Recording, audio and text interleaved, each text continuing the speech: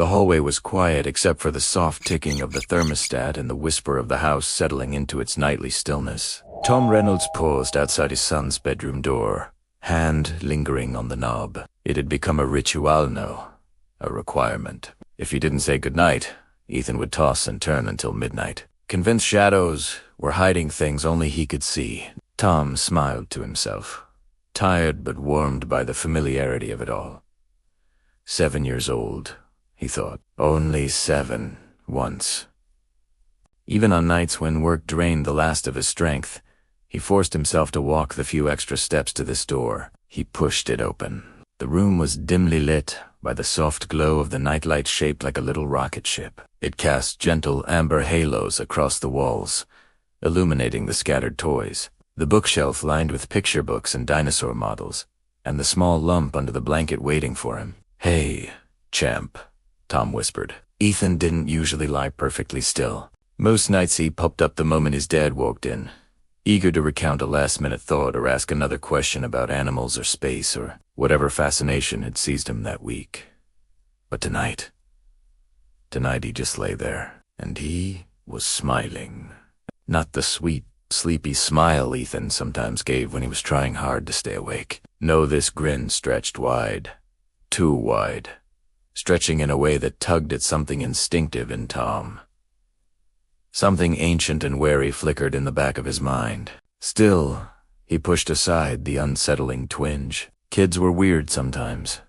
They made faces, played games, got over. "You okay, buddy?" he asked gently. The grin didn't falter. Ethan's head bobbed once in a nod. "Daddy," he said softly, "check for monsters under my bed."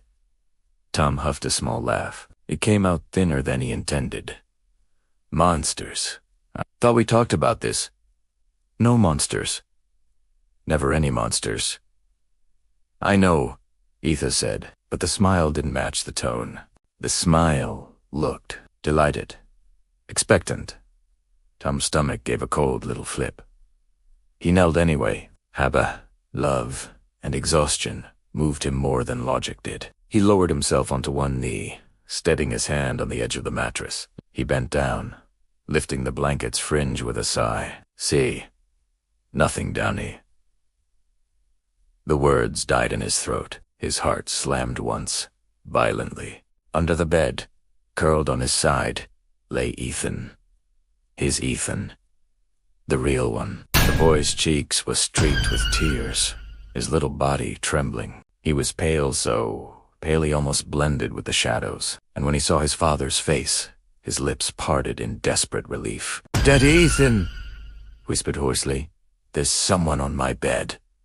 For a moment, everything in Tom's body froze: his lungs, his hands, the beat of his heart. Time pinched itself into a single sharp point.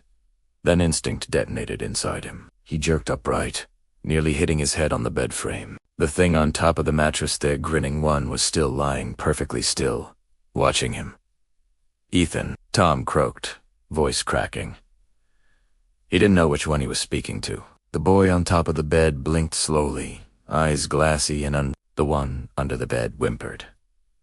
Tom stepped backward, one shaking hand reaching for his pocket where his phone should be, but he'd left it charging downstairs. Of course he had. He cursed under his breath. He needed to get his real son. Get him out. Call someone. Anyone. But to do that, he had to stay calm. He forced his voice low, soothing. "Ethan. Sweetie, I need you to crawl." The other boy moved. Not much, just the tiniest tilt of the head, like it was listening. The smile widened impossibly, stretching the skin at the corners of its mouth. Tom's pulse thundered in his ears. He kept his gaze locked on the thing as he crouched again slowly, carefully toward the real Ethan. He slid his arms under the bed just enough to reach him. "Daddy!" Ethan whimpered, clutching Tom's wrist. "It won't stop smiling." "I know," Tom whispered, throat tight. "Hold on to me. I'm getting you out." Tom pulled him gently, trying not to scrape Ethan's shoulder against the frame. The boy came inch by inch, trembling as he slid across the carpet. When his head finally emerged from beneath the bed, Ethan clung to Tom's shirt with both hands and buried his face against him. Tom stood, lifting Ethan into his arms. The thing on the bed didn't move, didn't flinch, didn't blink, but it watched. That smile, unchanging, stretched wide, held a terrible awareness. Awaiting. Tom backed toward the door. He was almost there when the thing spoke. Its voice was Ethan's. Exactly Ethan's. But wrong in ways Tom couldn't explain, to steady, to smooth, like someone had polished all the edges away. "Daddy," it said cheerily. "Where are you going?" He forgot to say goodnight. Tom froze. Ethan, beneath his chin, started to shake violently, tiny fingers digging into Tom's collarbone. The thing sat up in one fluid, unnatural motion, as if its joints weren't quite connected the same way. "Come back." The voice was still bright, playful. "You didn't tuck me in." Tom stepped into the hallway and slammed the door shut, twisting the lock with a trembling hand. Ethan sobbed against him. "Daddy," Ethan whispered. He came out of the closet. It was all Tom could do not to collapse. "What do you mean?" Ethan sucked in a shaky breath. It crawled out, quiet. But I heard it breathing. It stood by my bed and smiled. And then it lied down where I was supposed to be. Tom hugged him tighter. "You did the right thing hiding," he murmured, though every part of him screamed with fear. A soft knock tapped the other side of the door. "Duddy," the thing said in a sing-song lilt. "You're not being very nice." Tom nearly bolted down the stairs, but something made him stop. His wife, Julia. She was still downstairs, reading on the couch, unaware. The thought of that thing leaving the bedroom, the idea of it walking down the stairs with that smile. He had to get her. Had to get everyone out. "But first, Ethan," Tom whispered, "I need you to go into Mommy and Daddy's room. Look the door, don't open it for anything. Not until I say. Do you understand?" Ethan nodded, swallowing hard. Tom lowered him, kissed his forehead, and watched him run down the hall. The master bedroom door clicked shut. Another knock came, harder this time. "Daddy, let me out. I'm scared in here." Tom ignored it and sprinted down the stairs. Julia looked out from her book, startled. "Tom, what's wrong?" He grabbed her hand. "We need to go." "What? Why?" "Ethan's upstairs." "Safe?" "But Julia, we need to get out of the house, right now." She rose slowly, confusion and rising fear spreading across her face. "Tom, what happened?" A thump echoed from upstairs. Tom's blood ran cold. "Please," he begged, voice cracking. "Trust me. Oh, get your keys and get to the car." Julia's instincts kicked and she grabbed her purse and followed him to the front door. As Tom opened it, he heard another sound from upstairs, the bedroom door opening.